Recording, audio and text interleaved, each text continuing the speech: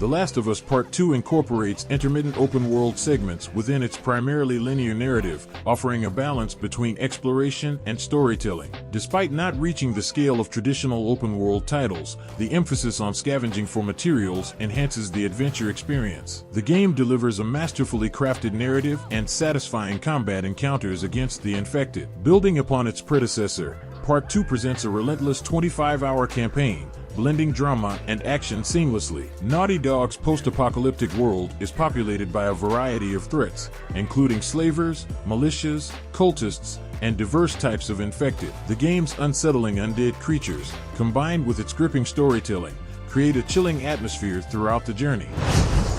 Here I thought Resident Evil 2 Remake would be unbeatable. Capcom's glittering latest addition to the long line of classic Resi remakes, Resident Evil 4 Remake, is without a doubt one of the best zombie games you can play today. It retains the charm and B-movie schlock horror vibes of the 2004 original, but with a gorgeously refined atmosphere, enemy design, and gameplay feel to boot. All your favorites are back, from the Merchant to Ada and of course the deceptively brave Ashley Graham, but there's more to RE4R than just a bunch of pretty 4K faces. If you've never played Resident Evil 4, this is the best jumping off point you'll find, even with the original being available for purchase on Steam.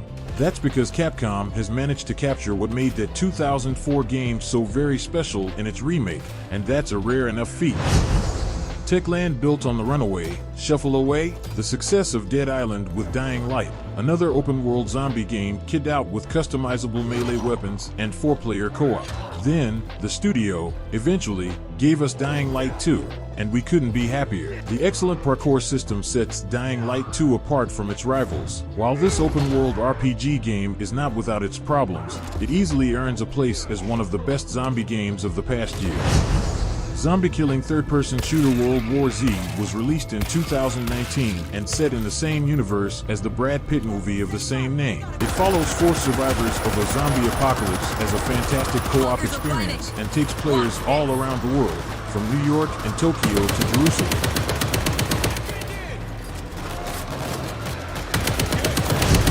DAYZ Gaunt's open world is a post-apocalyptic playground on which you're let loose with protagonist Deacon St. John's rusty, trusty motorcycle and dozens of ways to bury the undead. It was one of Sony's less celebrated exclusives from the PS4 era, yet it's carved out a spot in the zombie game pantheon thanks largely to its horde sequences. These encounters, of which there are 40, pit Deacon against up to 500 freakers, DAYZ Gaunt's term for zombies, at once in a heart-pumping trial of quick wit and quicker reflexes.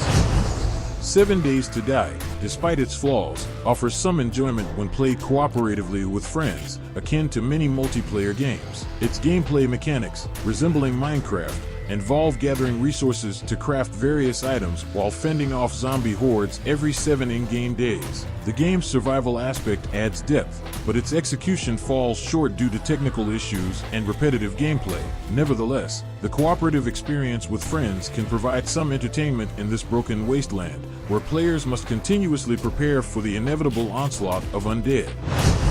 Project ZOMBOID leans hard into the simulation aspects of surviving a zombie apocalypse. It's a systems-heavy zombie game in which all actions must be considered. You're not just fending off the undead, but depression, starvation, and loneliness too. This level of depth is deeply rewarding for those with the patience to navigate these more mundane survival mechanics, which the developer continues to fine-tune with regular updates almost a decade after its release. The Day Before, developed by Fantastic over 5 long years, turned out to be a disappointing online zombie survival shooter. Despite promises of an MMO experience, it failed to deliver and barely qualifies as a survival shooter. Performance issues plagued even high-end PCs during its brief early access period. The gameplay, centered around scavenging loot in a poorly designed city, lacked depth and enjoyment. Overall, The Day Before fell far short of expectations and proved to be a waste of time for many players. When you've had your fill of Left 4 Dead 2, why not try one of the other best co-op zombie games of all time? Killing Floor 2 is a chaotic, frantic rush as you blow out undead brains to rambunctious heavy metal. Zombies of all shapes and sizes come at you thick and fast, making Killing Floor 2 an excellent pick-up-and-play co-op title. But as you devote more time to indulging in a spot of zombie bashing, Killing Floor 2 becomes a zombie game with an engaging tactical element. Do you spend your blood-soaked resources now or save them for a more brutal future confrontation? Most importantly, Killing Floor 2's gameplay feels excellent to play as a wonderfully gory shooter with friends. Its best mechanic is a post-launch edition that has made things even better.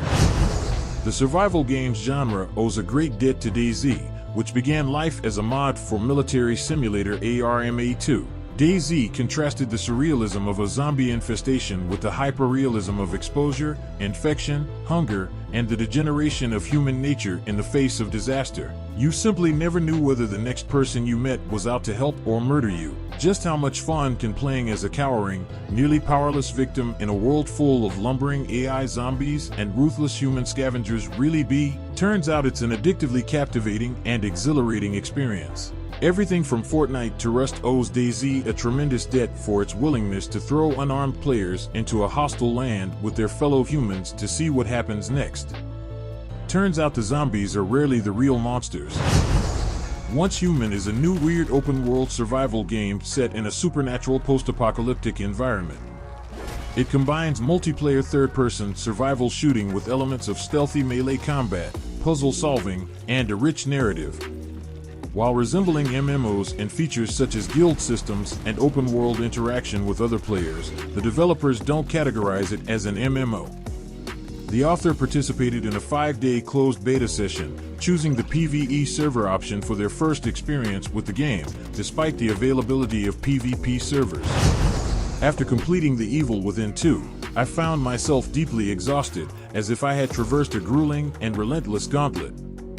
Reflecting on the 20 hours spent immersed in its world, it became clear that the experience was nothing short of an intense ordeal. The game, with its ambitious scope, genuine tension, and occasional brutality, managed to leave me both drained and exhilarated. While it made strides in refining the setup compared to its predecessor, injecting crucial emotional stakes into the narrative as protagonist Sebastian Castellanos embarks on a mission to rescue his presumed dead daughter from the twisted realm of STEM, it faltered in character development.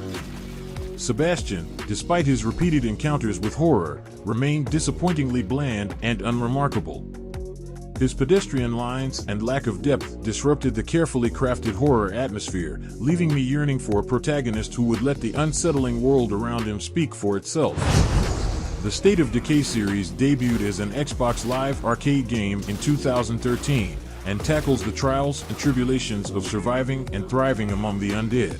As such, it's a slower, more thoughtful apocalypse experience, though there's no shortage of opportunities to satisfy your zombie bloodlust with a range of weapons and vehicles. The 2018 sequel built on the original zombie sandbox premise by expanding in scope and adding 4-player co-op while maintaining the near-constant tension that accompanies the threat of permadeath.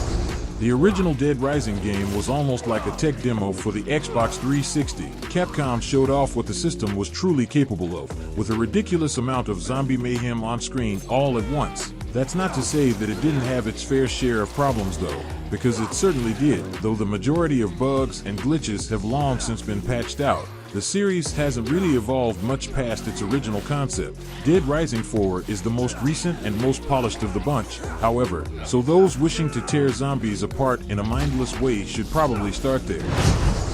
The Walking Dead, the final season bids farewell to Clementine by exploring the theme of breaking cycles. Clementine has spent years protecting AJ like Lee did for her, highlighting the cycle of survival ingrained in her. The final episodes question what happens when Clem and AJ no longer need to run, offering a satisfying conclusion after some exposition-heavy moments. This season focuses on the mother-slash-son dynamic, presenting harrowing choices. It also delves into new perspectives on the walkers, suggesting that old habits may need to change as new possibilities for survival emerge.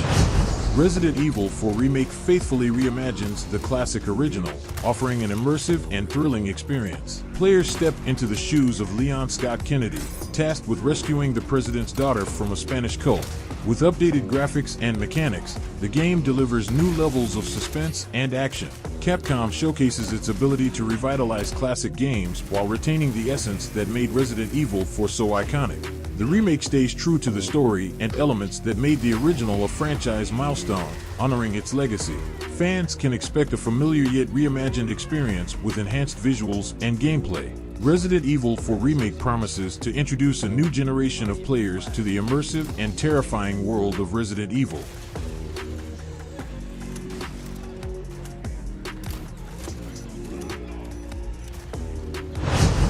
Back 4 Blood is a cooperative first-person shooter set in a post-apocalyptic world overrun by zombies. Despite its lighthearted tone and humorous character interactions, the game offers intense action and varied gameplay. Players navigate through a 4-act campaign, enjoying clever card-based progression mechanics. While it lacks a deeply engaging plot, the game compensates with its entertaining gameplay and camaraderie among players. Though hindered by a few flaws like an awkward difficulty curve and a stale versus mode, Back 4 Blood still delivers an exciting mix of new and old ideas and zombie-slaying action.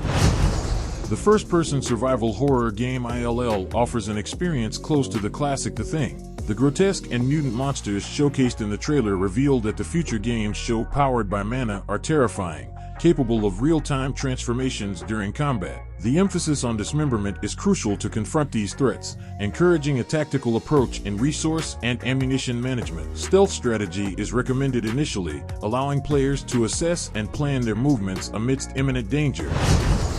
BLIGHT Survival presents an intriguing co-op action horror roguelite set in an alternate 14th century Europe plagued by a dark fantasy version of the historical Black Death. Players, resembling guards from Elden Ring, band together with up to 3 friends to combat a new strain of the blight infecting the world. While specifics on gameplay mechanics are vague, the focus is on violent co-op action against both human foes and monstrous undead. Combat appears weighty and brutal, with players tasked with clearing out the infected hordes reminiscent of encounters outside Elden Ring's Stormvale Castle.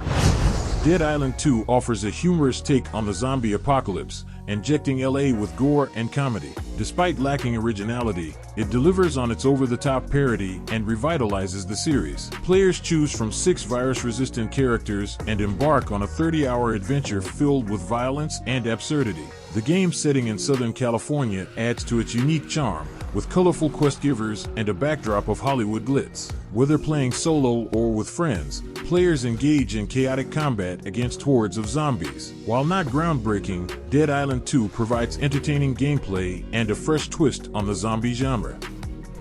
Subscribe if you enjoyed the video, give it a thumbs up, as that really helps a lot. If you think any game is missing or if you're planning to play any of these games, don't forget to leave a comment. Those were the top 20 best zombies games. This has been another video from New Quest Play, and I'll be here waiting for you for the next quest.